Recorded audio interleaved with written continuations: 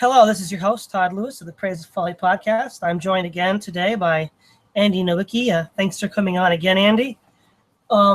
Today we're going to be talking about, since we're both Christians, we'll be talking about the AltRight in Christianity, where they might agree, where they might disagree, and maybe what the long-term future would be for those Christians that identify as AltRight Christians. Since you helped kind of start the AltRight, Andy, why don't you kind of talk about that a little bit and how you got interested in that? Because you were kind of the co-founders with Richard Spencer and Colin Liddell. Oh, well, I don't know about that. I came on to because I became a contributor to the web page AltRight.com. That was the Alternative Right 1.0 in its first incarnation back in 2010, when it was being run by Richard Spencer. I submitted before that I'd been writing for The Last Ditch mainly, and had a couple other places. But I sent Richard an article about M. Night Shyamalan and his aesthetic, his what was called his Aryan aesthetic, and how this non-white director seemed to really dig filming white people, and seemed to enjoy the whole Caucasian ethos, if you will, which I found interesting. And I'm a fan of Shyamalan, which I know puts me against the grain of many, because he's been so dumped on by so many people in the last few years. But I actually like his stuff. Anyway, I submitted that article to Alternative Right. Richard liked it. He posted it, and things kind of went forward from there. So I got on board Alternative Right at the time and became a regular contributor. And Richard actually, Richard's foundation, I guess, NPI, actually bankrolled my trip to South Africa in late 2011, December of 2011, where I went on this sort of journalistic odyssey among the Afrikaner people, who have interested me for a long, long time, just sort of to see what's up with them in post-apartheid South Africa, in the new dispensation, where they are really struggling, and really, if there's an instance of, I'm not a big fan of the term white genocide. I think it's often used carelessly. But if you want to make a case that white genocide is happening somewhere in the world, I think South Africa is a place where you could legitimately make that case. So it was a great trip, and I ended up writing something that eventually appeared in the first print issue of Radix, which took a long, long time to actually make it into print. But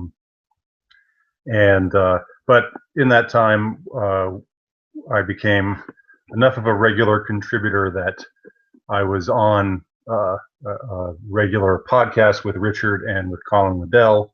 So the three of us did a good number of weekly podcasts on various subjects. I remember those. Yeah, and that was fun. It was good. It was nice. It was enjoyable. Something I looked forward to doing, but as we all know, things changed, and Richard went in a different direction, and so forth and so on. Anyway, I didn't want to just go off onto a autobiographical tangent there. But no, that's fine. I just wanted to I don't. All this is to say, I don't know whether I could be called a founder of AlternativeRight.com or of the Alternative Right, the broader Alternative Right movement, which hasn't really been around for that long. But I guess I was contributing to the website AlternativeRight.com since close to the time when it was first thrust upon the public And since then, of course, I've been. I was at first a regular co-editor of the Alternative Right 2.0, the version of Alternative Right that was up on. Well, first it was just at a different. We did it a different page when Richard sort of lost interest in it, and Colin and I took over, and we were co-editors for a while, and then after the Great Schism of the Christmas Day Purge, as we call it, of 2013. Then we went on to take on our own site at the Blogspot, which is where we've been since then. And because I've had other things to do, other tasks, I sort of eventually demoted myself from co-editor to assistant editor, and Colin is really the stalwart as far as contributions and so forth. But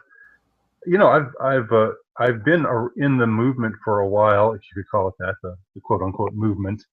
But I would say, I don't know how. I'm a fairly atypical in some ways member of the movement, and I've got to say I never, from the start, writing for Richard's website and also writing for Greg Johnson a little bit, and being, Greg Johnson has published 3 of my books.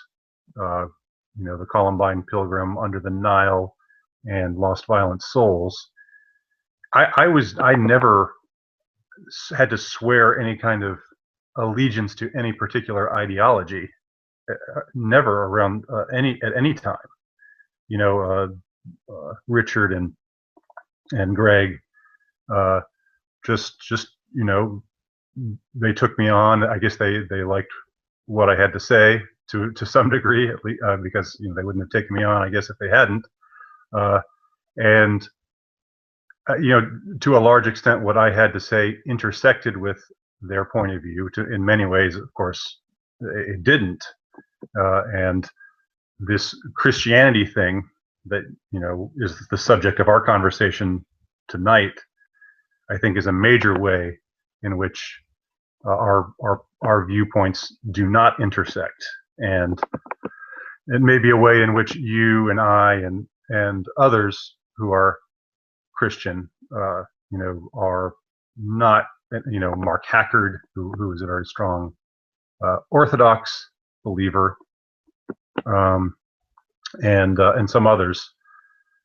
It may be a significant way in which we are going against the grain within the alternative right. But again, I never, it was never like, I never had felt at any time like I had to deny that part of me, or had to take a loyalty oath to a certain list of ideological,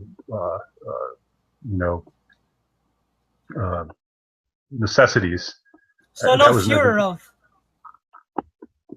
I was just saying, so no Führer oath, huh?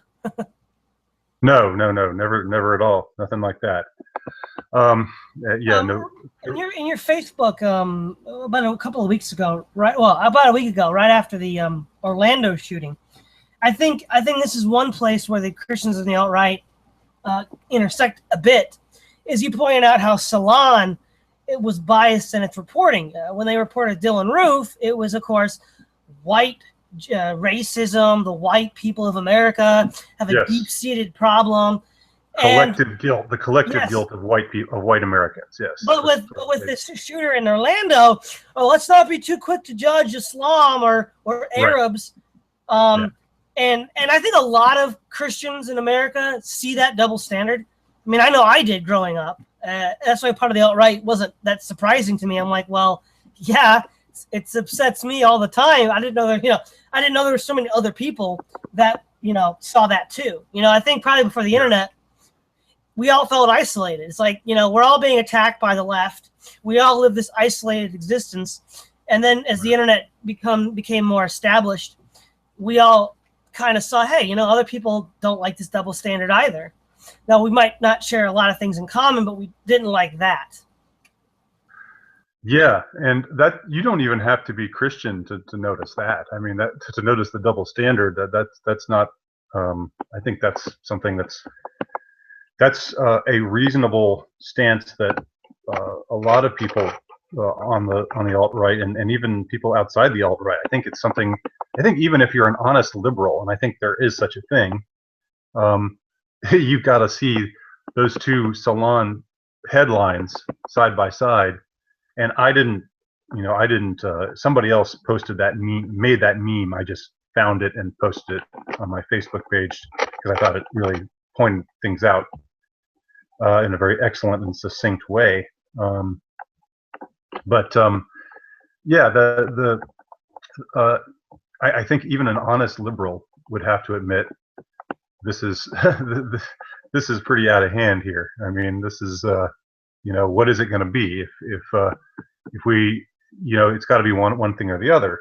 If you're going to say Dylan Roof was an exemplar of white America when he shot all those people in Charleston, shot and killed all those people in Charleston, but you're going to excuse Omar Mateen in Orlando, or not excuse him, but say, well, he's not representative of anything, and let's be cautious before we assign collective blame to Islam.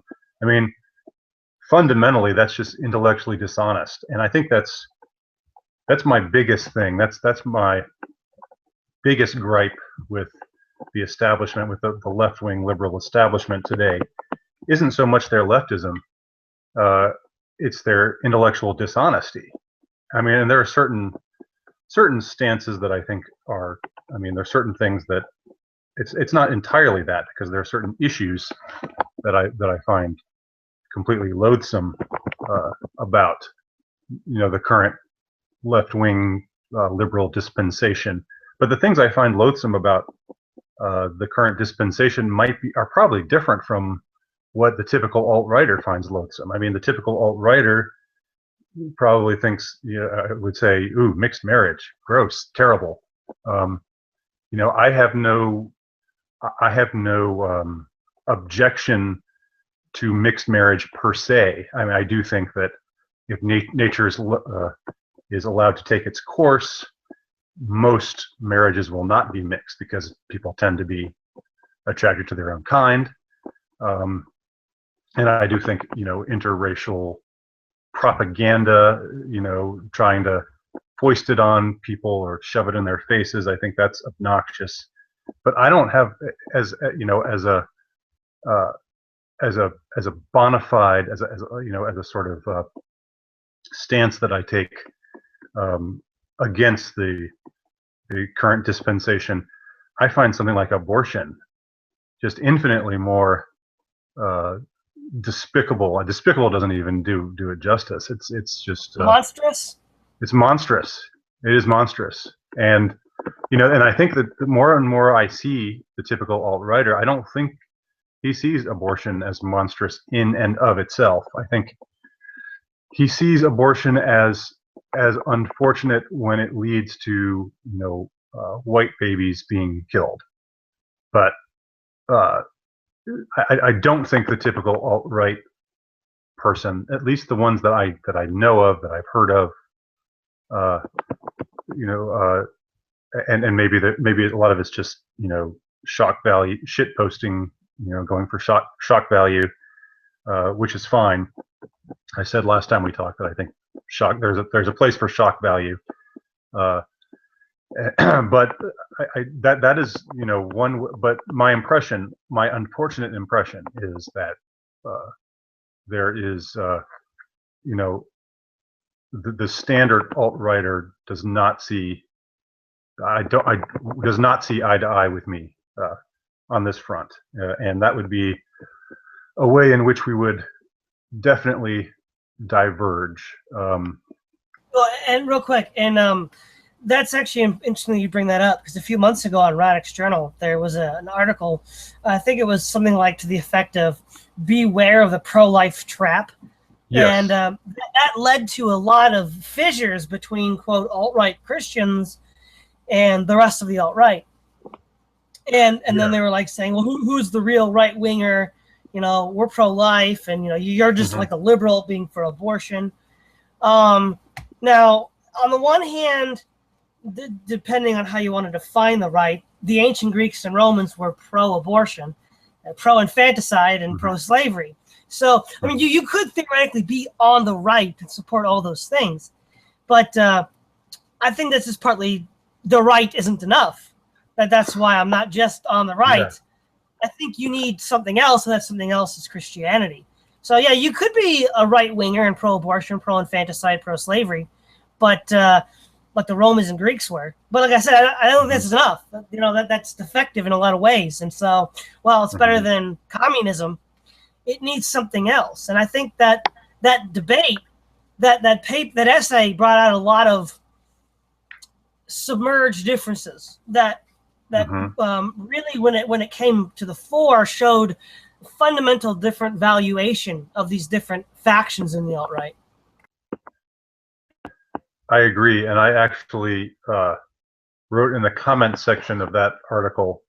There were a couple of articles about abortion, about how we shouldn't really be anti-abortion because, well, there was one. I can't remember who wrote this one, but there was one that made the case that said, well, without legalized abortion, there'd be a ton more black people in America today. And so, abortion helps out pro-white demographics because many more, according to, conducted, many more black women have, or proportionally speaking, have abortions than white women do. I don't know whether that's true or not, but if it's true, that to me, that doesn't even come close to being a justification of abortion. Even if you want a, racially, even if you think that generally speaking, and I think generally speaking, having a more homogenous society is a good idea. I think racial homogeneity is generally conducive to a greater social order than multiculturalism, no doubt. But you don't do evil so that a good result will prevail. You don't kill a bunch of babies just to achieve some, more salubrious demographic situation.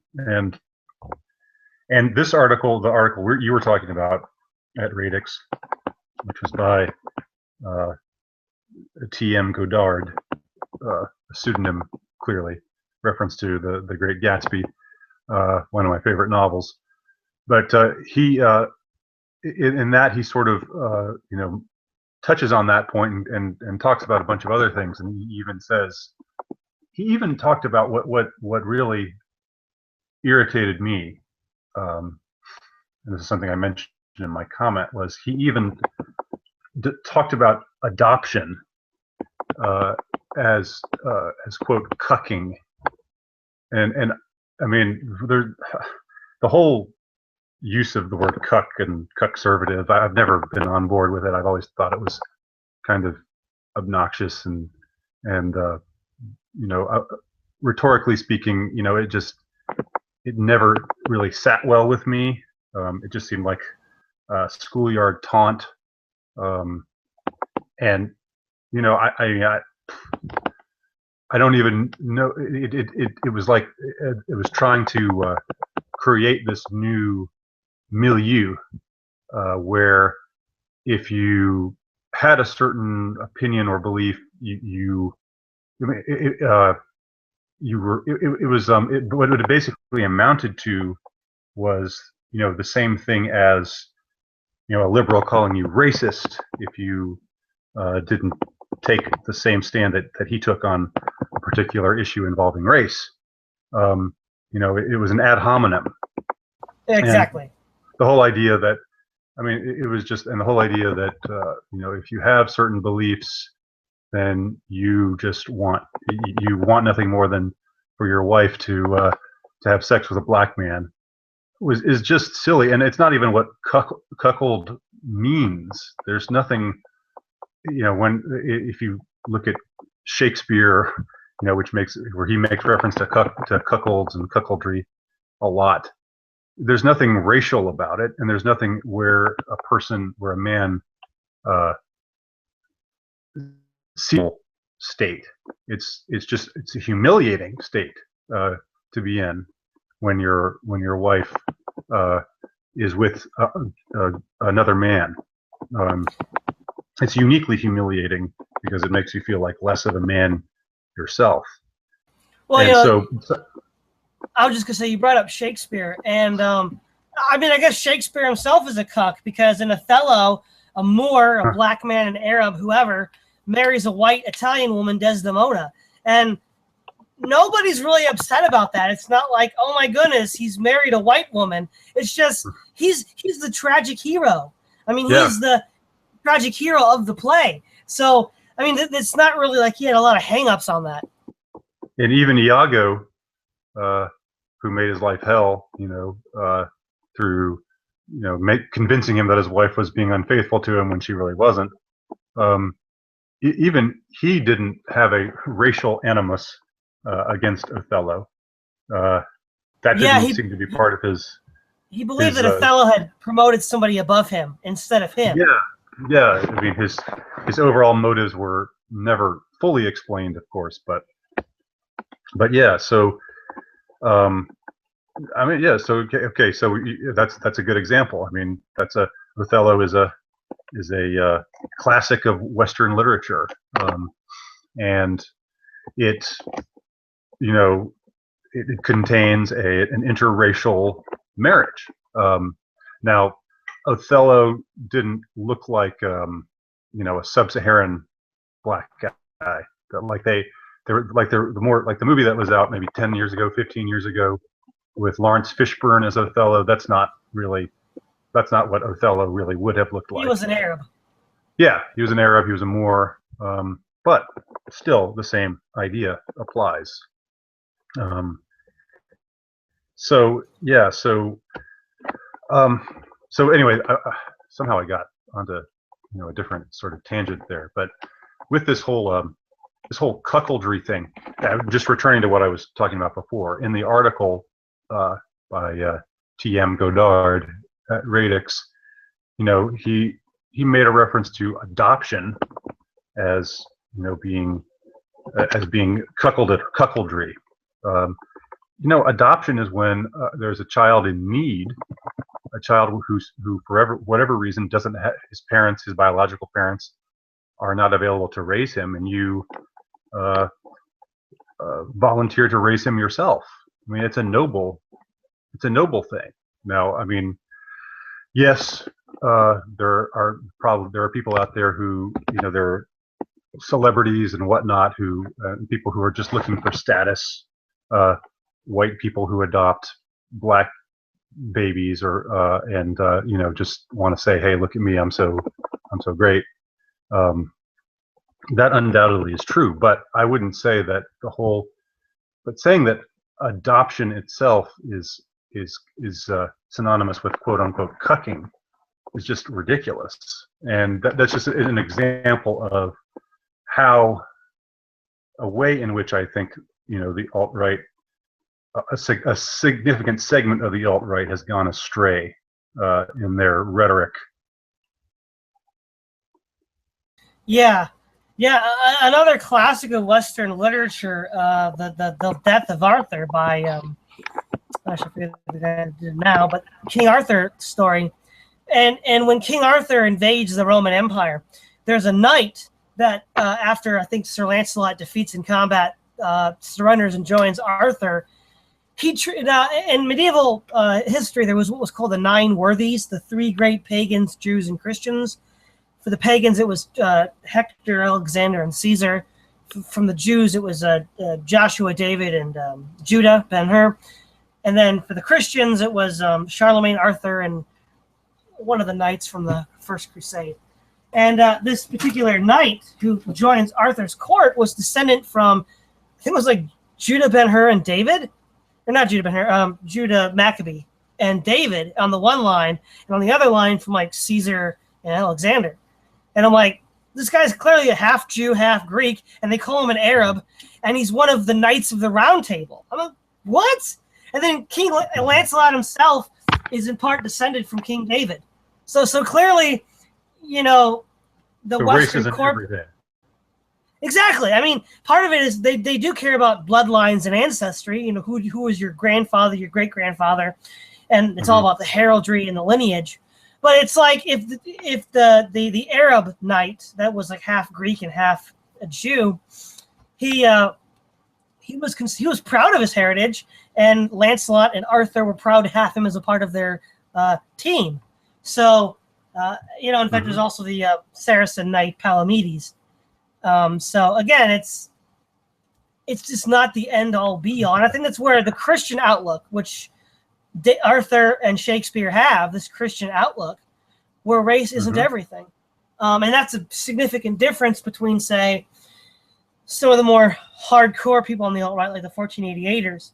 But even with the abortion question, even someone as hardcore as Harold Covington, he's a straight up neo-Nazi, is not comfortable with abortion. I almost think it's kind of like a hipster thing. Like a lot of these alt-righters were like ex-hipsters, and it was like, the hipster thing to be pro-abortion. Because like the older, like if you would look like, say, someone like William Luther Pierce. I think maybe just to sneer at social conservatism in general. Yeah. Buddy-duddies and religious people, and that's maybe part of what you're talking about. Yeah, I mean, someone like Covington or William Luther Pierce or George Lincoln Rockwell, I don't think would have been so glib about abortion. And in many ways, they're the precursors to the alt-right anyhow. Yeah, maybe so. Maybe you're right. But I think that is a key dividing issue. And then, of course, you'll see over and over again the sort of subtle and not so subtle imputation of the Christians that, you worship a Jew, and that always ends up coming up. Yeah. It's like instead of Godwin's law, where the longer you talk, sooner or later Hitler's going to come up. It's like the reverse Godwin's law. The longer you have an alt-right conversation, the greater the charge of worshiping a dead Jew on a stick approaches one. Yeah. And I don't know. It's hard for me to say how much of this is mainstream among the alt-right, which is to say, if you found just a random sampling of people who read alt-right pages and generally thought of themselves as being alt-right in their perspective, I don't know how many of them would have these kinds of unfortunate rhetorical tendencies, but there are certainly a lot of people like that in the comments section of many alt-right websites, and some right there in the there's some anti-Christian animus among the writers of some sites. So it's hard to say how much of it, proportionately speaking, is there. But I would say, from my perspective, my impression is that is of being on the outside, or being, not the not the typical alt-right representative, as someone who is a devout Catholic, in my case. You're kind of the crazy uncle that people pretend doesn't exist, but you're still there.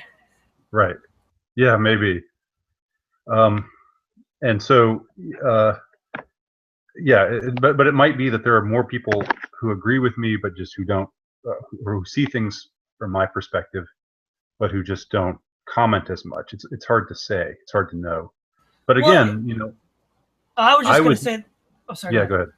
Well, I was going to say that the problem that you mentioned about, are there more people that are like-minded? This reminds me of an earlier time on YouTube, beginning like around the early 2000s, when a concerted effort by atheists of trolling and attacking, pursuing tactics similar to the alt-right now, drove Christians off of YouTube. in a lot of ways because it's all the negativity, all the crassness and vulgarity. They really don't want to be a part of that. And so it is possible there are Christians like yourself in the alt-right that are just like, this is so demeaning, so ugly and vulgar. I just really don't want to be a part of it.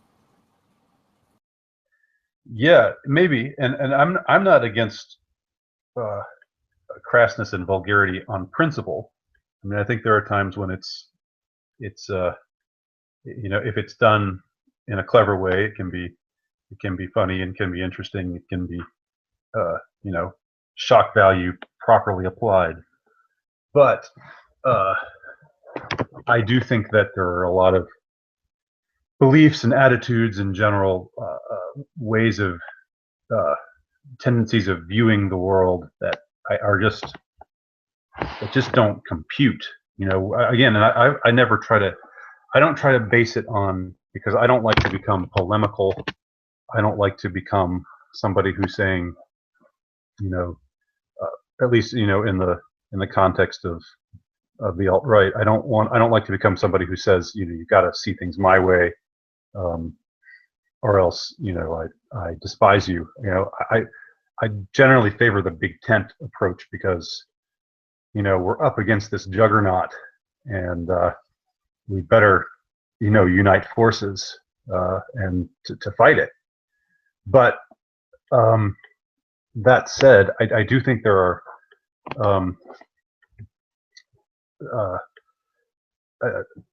there are times when you just got to say to yourself, this doesn't compute. I mean, it's not even a question of being a Christian in some ways, but this whole thing of well, Christianity is a Jewish plot to make us ethnomasochistic in the West, and so that we cuck our own cultures and welcome in all these wogs or whatever, and get driven into extinction. That whole idea is so ridiculous on its face, and I've talked about this before and written about this before. The idea that because for 1900 years, for almost as long as Christendom has been among us, has existed, the Christian West has been ethnocentric and has never said, because we are Christians, we must welcome in the rest of the world, and how dare we believe that we have a right to our own culture. We should immediately go extinct, and because we're so terrible as white people. That's not the history of Christendom. I mean, and again, I've made this point before. I'm a broken record right now talking about it again, but it's a point that really can't be made enough. This whole tendency to become ethnomasochistic and to adopt anti-white animus as white Westerners, to see ourselves as somehow uniquely wicked and in need of diversity, and the whole idea of throwing up in the borders to the third world and so forth. That dates back to what, 1965, right? I mean, so that means, or I'm just saying that as an arbitrary date, sometime around then. So that means that for 1,965 years after Christ was born, that was not the case.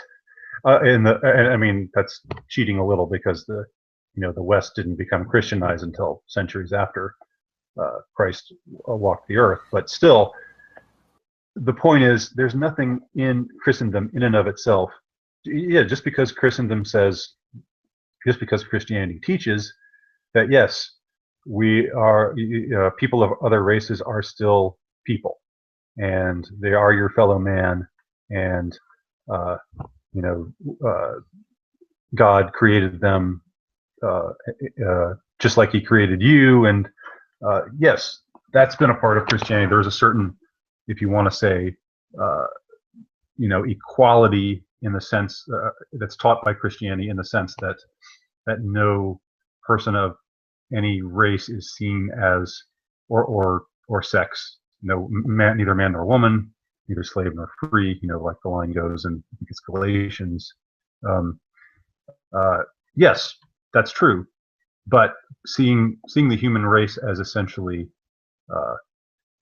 as seeing all people as being created by God is not synonymous with saying, you know, the white West is terrible, and people and culture shouldn't have their own, especially the white West shouldn't have its own, shouldn't have their own nations, shouldn't have their own places in the world where they are allowed to live and be themselves. There's absolutely nothing in Christianity. It wasn't even an issue in the medieval age or the Renaissance age, or even most of the modern age. Up until the dippy 1900s, late 1900s. Well, exactly. I don't know if you saw on Countercurrents, it might have been last year, where they had a series of articles about Russia and how Christianity was a kind of a psyop to enslave the Russians to a misogynistic conspiracy. Did you see that? No, I didn't. I missed that. Yeah, that was kind of an expression of that. Well, yeah, I mean, it's kind of on the face of it just ridiculous that Christianity, how do you explain those, 1,800, 1,700 years when we weren't doing this? I think in a lot of ways, people who are like the liberals, who hate themselves, who feel guilty, who want to die, they have like this death wish. A lot of it I think, has more to do with the death of Christianity. The kind of atheism, pop scientism, fedora tipping that sort of dominates popular culture is the bastion of the pro-left, anti-white, self-hating movement.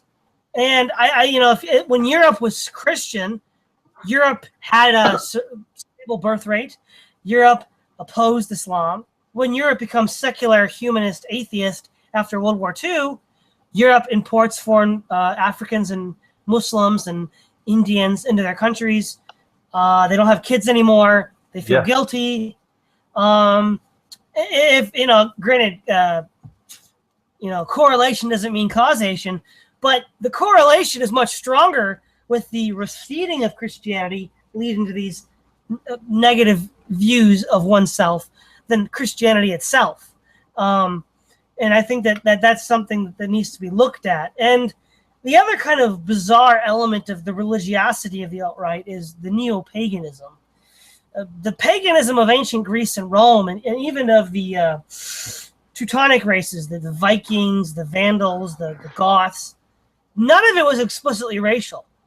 Granted, if you lived in Scandinavia, the odds of meeting a non-white were pretty low, but many of the Viking explorers, when they sailed down to Byzantium, they went down through Russia, they sailed around to North Africa. I mean, for what I know of the Vikings, they didn't really have any hang-ups about, intermarrying or mingling with Arabs or even the Khazars. The Khazars were a Turkic race that later converted to Judaism. And again, this idea that the pagans were somehow race purists is preposterous, especially the Greeks. I mean, for instance, Byzantium was founded by King Byzas, and he married an Ethiopian. And it's like, this is like the 5th century BC, even before Alexander the Great. And not only that, in the Iliad, one of the Trojans, which are kind of a tragic hero, you have a lot of like Hector and Cassandra and all these tragic heroes. They hire a mercenary from Ethiopia named Memnon. And he's seen as a great example of warrior courage, and Homer respects him for his traditions, even though he's a black Ethiopian. And again, this kind of racial reductionism is not present even in the pagan tradition. And so when these neo-pagans appropriate the Greeks and the Vikings and say, oh yeah, they're really like, pro-white Nazis, I'm like, no, they're not. Yeah, it's sort of a detour of paganism via. It's like the Himmler-esque take on paganism. With this kind of crackpot, notions that he entertained concerning, the Arianism of the essential Arianism of these particular, and like grafting on this kind of racial perspective, which, as you say, I mean, it wasn't really there. I mean, I'm sure there was a general, like there was certainly racial homogeneity, and there was also a general, pride in who they were, and that usually manifested itself in, some acknowledgement of what they were like physically, as far as skin tone, eye color, what have you. Yeah, sure. But I mean, yeah, you're right that to make it into something that's explicitly racial and explicitly, racially, how shall we call it? What shall we say? That says that holds to a specific in-group, out-group, a very clearly defined line between the in-group and the out-group, where if you differ from their phenotype in any way, you are, to be shunned, and you're not a true person, or whatever. That was certainly not. I mean, I see no evidence that was the case, and that is a modernist take, if you will, on this whole enterprise. It seems to Yeah. me. Well, speaking of the paganism again, I know I mentioned this in our last discussion, but I think it bears repeating again.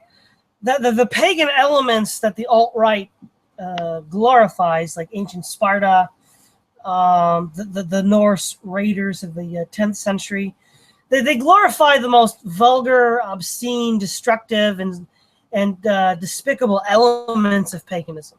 Like the alt-right is never going to praise Athens. They're never going to say Aristotle or Sophocles or Cicero.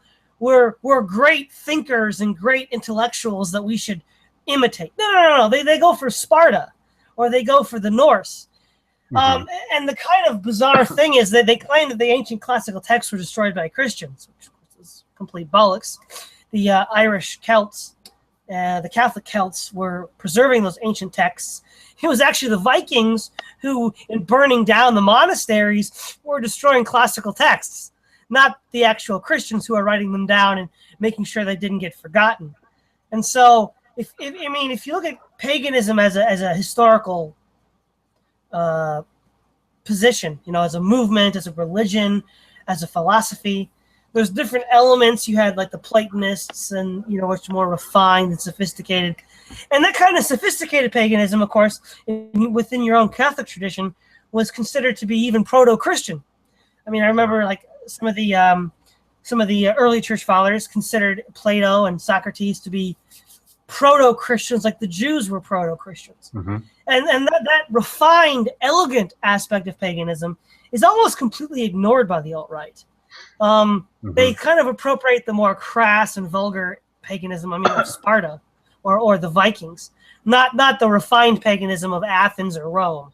Yeah, I think it's because they're really into this warrior ethos, and it's sort of a, I mean, in a way, I guess you could say this is their embrace of this type of savage paganism could be a response to feminism, which denigrates, well, in most of its forms, most of the forms that it takes that I've seen, tends to denigrate men and what comes naturally to men, kind of functions that come naturally to men, one of which is fighting. So I can be sympathetic to a degree to the tendency that you're talking about among certain alt-righters, simply because feminism is such a blight on the current modern day ethos that it's like there's this,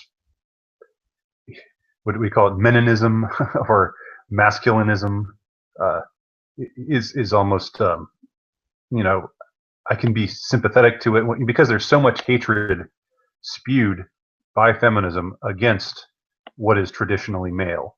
But your point is still well taken, because traditionally male, it's not just traditionally male to fight and to, to wage war. It's also traditionally male to be philosophers and to think. Not to say that women can't think or philosophize, but historically speaking, it was men who were doing those kinds of things. So in that way, maybe this, this response to embrace the pagan warrior, manly warrior ethos is a little bit short-sighted. You can fight feminism or respond to the blight of feminism. And I know people can. There's some people who call themselves feminists who probably aren't as obnoxious in their perspective on things as I'm representing them here. But just broadly speaking, it's been my experience that feminism tends to denigrate manly pursuits, and so you can fight against it by being a thinker and by glorifying the history of philosophy and men like Plato and Aristotle, who, as you say, while not Christian, were in some ways could be seen as proto-Christian or as high pagan. Yeah, exactly. I think in many ways, in challenging the very real problem of feminism by reacting in this sort of, like, as you said, violent way, it almost actually justifies feminism, because you see, we were right all along. They're just a bunch of stupid, violent men. Whereas if we took the more philosophic position and we said, yes, we're men, we can use philosophy, we're articulate, then the feminists would be caught flat-footed, because they wouldn't have a category for that. They have this kind of binary view of men and women, and if a man responds with reason and evidence in a kind of philosophical way, they might be caught flat-footed. Right. The other thing that I find interesting is they glorify Ernst Jünger. Ernst Jünger was a German stormtrooper from the First World War, and he's famous for his autobiographical account of the First World War called Storm of Steel, which I read, and it's actually very interesting. And also, he wrote an essay in the 1930s called On Pain, where he talks about the nature of pain and how it strengthens you and the struggle for survival. But what the alt-right forgets is that Ernst Jünger in 1948 wrote an essay called The Peace, where he looks back on the World War II and the complete carnage that took place. And he says, you know what? This kind of nihilistic, violent masculinity was pretty bad. And then he describes all the atrocities that occurred on both sides during the Second World War. And so in many ways, Jünger repudiates the very values that the alt-right is invoking him for. And I find that to be highly dishonest. I mean, yes, at one point in his life, Jünger did believe these things. He was a stormtrooper. He served in both world wars on the German side. But after both world wars, he realized, like so many other people did, English, French, American, German, they all kind of realized, like, what the heck did we just do? We just blew ourselves up for no reason. And it's like, you can't appeal to Ernst Jünger and ignore that aspect of his philosophy and life. Yeah, that's a significant point. And more broadly speaking, just about National Socialism, there does seem to be this love affair with National Socialism among many alt-righters, and I've always very much militated against that perspective. And to some degree, maybe it's just shock value, like I was talking about before. Maybe it's just knowing that, well, how do you get under people's skin these days? Well, with Nazi imagery, that'll do it. A swastika is probably a more powerful symbol today than it ever was in the 30s or 40s, just because today, if anyone draws a swastika anywhere, it's an international incident. Whereas, Actually, kind of a confession here. I went to a liberal arts Christian college, and in the basement area, there's kind of a lounge there where you could chill between classes, and they had one of those, poster boards made out of cork where you'd pin stuff up to the wall. I arranged the pins in the fashion of a swastika one day. Yeah, just kind of mess with people. I thought. Yeah, well, there you go. See, I understand that. I get that. And it doesn't make you a bad person. It just means that you want to get under people's skin sometimes. People who are annoying in their self-righteousness. I mean, and their sanctimony. I mean, I understand that totally. I don't think though that when Milo Yiannopoulos wrote his now famous or infamous piece for Breitbart about the alt-right, and he claimed that they don't, people on the alt-right don't really care about Jews. They're not really anti-Jewish. They're into this Nazi imagery because it's a way to piss people off. I really don't think that's the case for a lot of people. I really think there is a honest, well, if they're not Nazis or National Socialists themselves, they could be definitely called fellow travelers or admirers and of National Socialism. And call me a liberal if you want. There's not much to admire in National Socialism. There are things to admire, but generally speaking, I mean, it's here and there, and I'm not saying nothing is just broad. You can't make a broad sweeping statement about any ideology or movement. Andy, you conservative, you, shame on you. Yeah, I know. Call me a conservative. I'm no more an admirer of National Socialism now than I was before I, started writing articles for Alternative Right. And, it's a totalitarian ideology. It denies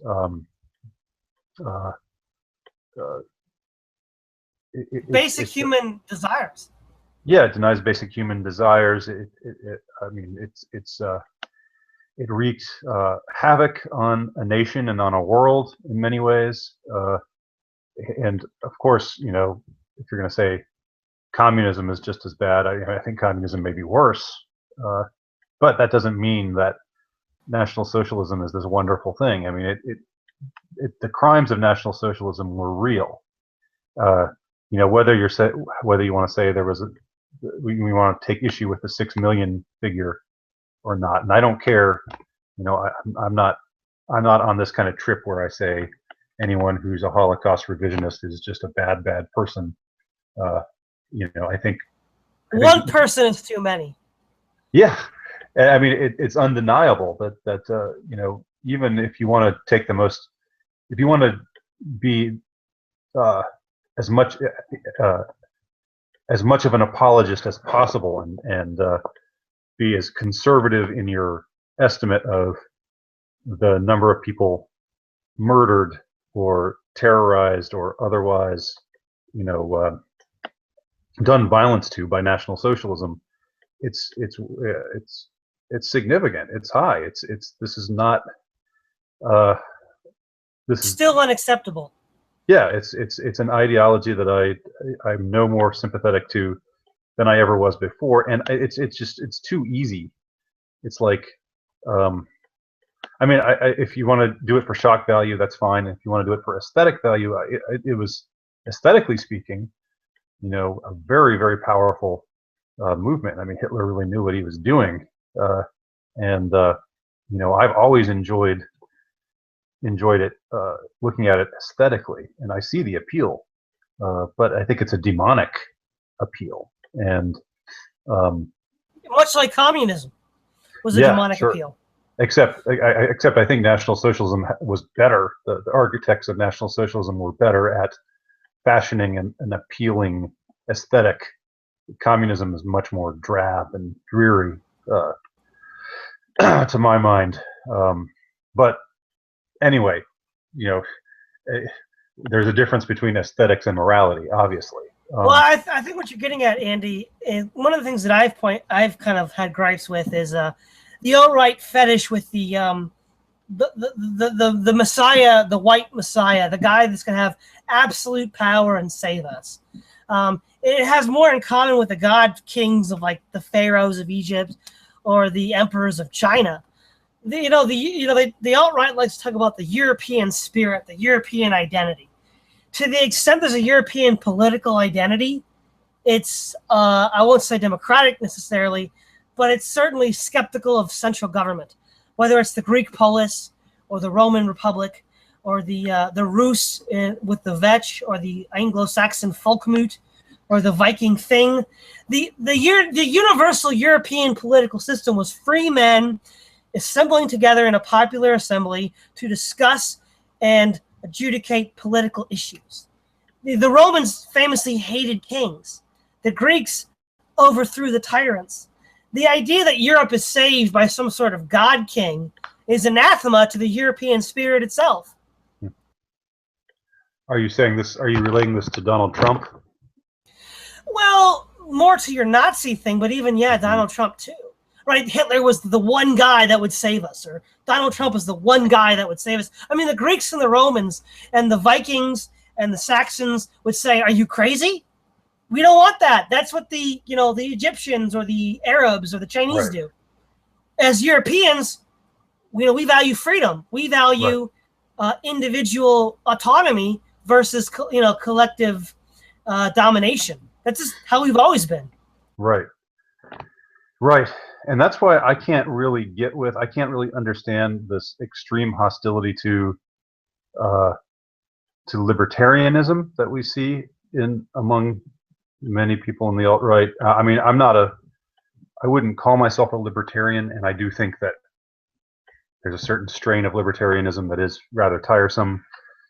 But when you get right down to it, I don't really want to be ruled by. I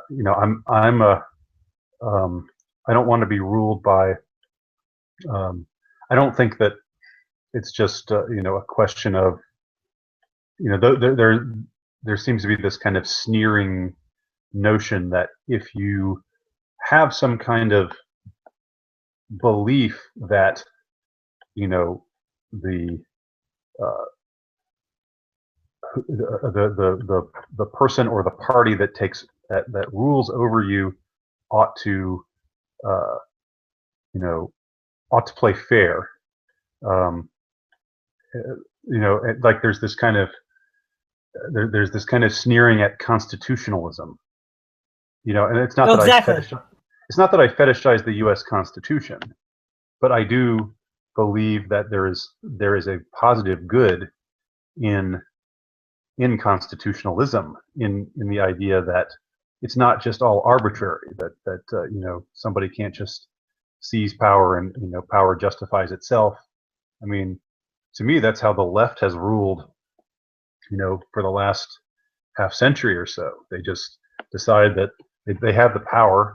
They dwell among the upper echelons of power in government or media or elsewhere, and they just decide something needs to be done, and it's done, and that's that. I mean, like Roe versus Wade or other Supreme Court decisions, entirely arbitrary. It was just what was decided, what the ruling class decided needed to happen, was going to happen, and that's something I reject, and I reject it on principle.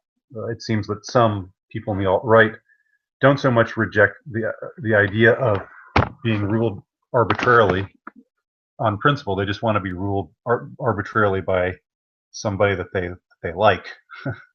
And I'd rather I mean, there is a propriety to rule. I mean, it's not that I believe in utter individual autonomy.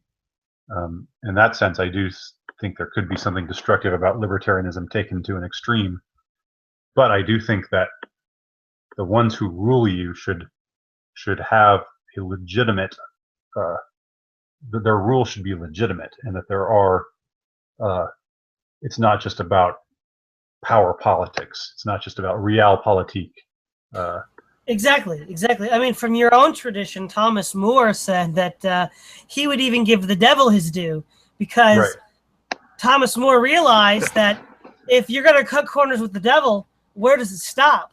I mean, right? It's easy to justify cutting corners with the devil. But then again, you've already played into the devil's hand because he wants you to cut corners. You've already kind of given in to that temptation. But another thing that you've been critical of, to an extent, is this kind of shit posting trolling. And I will say this: on the one hand, Murray Rothbard once said about the during the 1950s, during the Red Scare, that the politicians, the liberal politicians that were being attacked, kind of had it coming. They were politicians, they were liberal politicians, and they were public figures. So what might not be acceptable to attack a private individual would be acceptable against a public figure.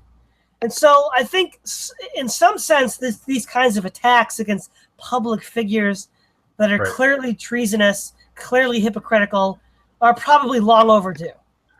But in the case of private individuals who express legitimate grievances and you shut them down by calling them cucks or shitposting them, well, that's more of a problem, because that's what social justice warriors do. They call you racist, they call you sexist, and they shut you down. And so when the alt-right copies social justice warriors and shuts down dissent from their side by calling you a cuck or a Jew lover or whatever, it's like you're doing the same thing the social justice warriors are, and that's not acceptable. But or by posting a picture of them, with their adopted black child and saying, "Ha ha ha! Look at this stupid cuck." I mean, well, exactly. A kind of unacceptable level of this was when Milo Yiannopoulos, after Ben Shapiro's child was recently born, I think it was earlier this year, basically, did the whole cuck meme where, black guy cucked your wife. And I'm like, come on, the guy just had a baby. Is anything sacred right now? I didn't even know about that, but that's. I mean, look, you may not like Ben Shapiro, but the fact is, he just had a baby. It's a personal, private affair. That's just really not acceptable, Mm-hmm. Yeah, did he? Is his wife black? No. His wife is a Jew. But what Yiannopoulos was implying, tongue in cheek, was your son isn't really yours. Oh, okay. Yeah. Because you mentioned how cuck-servative is, well, some black guy is seducing your wife. That was the whole idea, that this child wasn't really Ben's. Yeah. And I'm like, that's really low. Come on, you got to do better than that. Yeah. I mean, that. I like I was saying, I really, I was never much of a fan of that meme, and I even wrote about it. My article, "Cuck You." I sort of take it to task. And the interesting thing is, I wrote about. I actually made a reference to the cuckold, to the figure of the cuckold, and it was a sympathetic. I was writing about the song "Keep on Loving You" by REO Speedwagon. Wasn't that called the cry of the cuckold? Wasn't that yes, the wail of the cuckold. And this was in 2013, before the cuck meme, for anybody was talking about cucks or cuck-servatives or anything like that. But I was just talking about how, it's like it's an aspect of, what we have, it's part of the anti-male ethos of our times, that if a woman is cheated on by her husband, she's sympathized with. But if a man is cheated on by his wife, he's maybe sympathized with, but there's also this undercurrent of, well, if he were more of a man, that wouldn't have happened.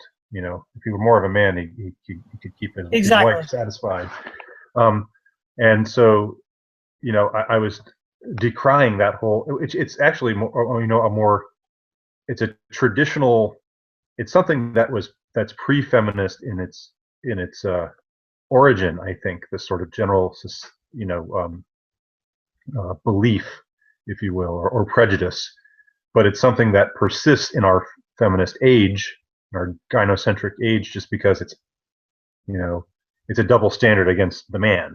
So, in a way, it's this old, hyper macho kind of perspective that, real men don't, their wives don't cheat on them, when that's not true at all. I mean, there are women out there with absolutely no character, and who are unfaithful, and it doesn't have anything to do with who they're married to. But nevertheless, there's this kind of unique kind of humiliation that goes with it. And I talked about the song "Keep on Loving You" by artist Speedwagon as this kind of powerful portrait of a cuckold who doesn't want to, see things the way they really are, doesn't want to see that his wife is just a bad person, but he's going to keep on loving her no matter what. Well, in many ways, from the tradition we come from, the ultimate cuckold is Uriah the Hittite.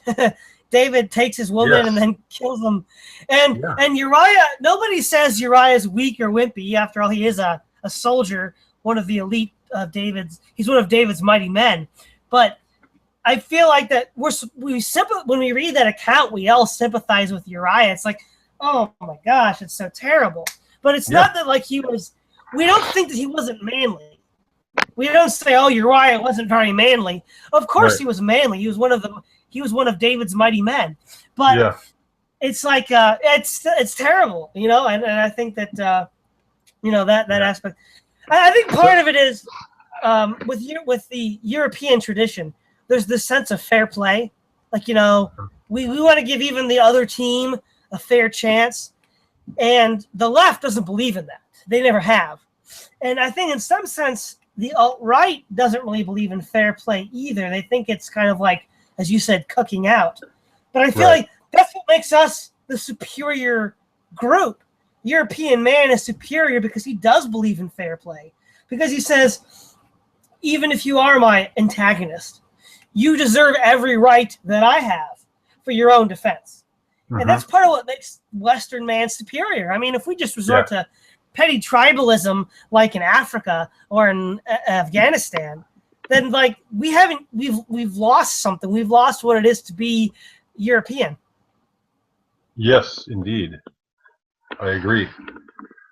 So so that's another way in which I don't know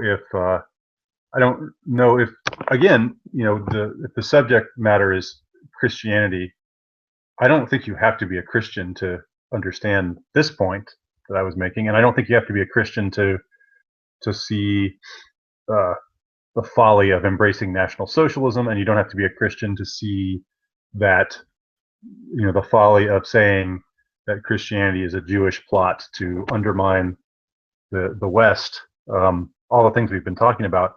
So I don't know if it's something that is, I would say it's not Christianity per se versus the alt-right. It's just, I would just, because you could. Common decency? Yeah, I guess it's having this insight into certain things, common decency, you could call it, or just plain sense. Looking at history. I wish it doesn't. You don't have to be a Christian or be somebody of any particular mindset or religion or philosophy or ideology to understand. So I mean, I guess it gets a little ambiguous then, how we want to put it. But I do think that maybe as Christians we are more sensitive to or understand these things, or inclined to understand these things a little bit more, or maybe aren't quite so knee-jerk in our perspective, that helps us to have a broader point of view about these kinds of things. Yeah. But our time is about up. But so thanks for coming on, Andy. before we go, maybe you could let people know where they could find more about you. Well, thanks for having me on. It was fun again, Todd. And people can find my work, of course, at Alternative Right, at alternative-right.blogspot.com, and they can find the books that I've published at Amazon.com by just entering my name, Andy Nowicki. My latest book is Conspiracy, Compliance, Control, and Defiance. It was published earlier this year. And others include The Columbine Pilgrim and Under the Nile and Lost Violent Souls, among others. Well, thanks for coming on. This is Todd Lewis, the host of the Praise of Folly podcast, signing off.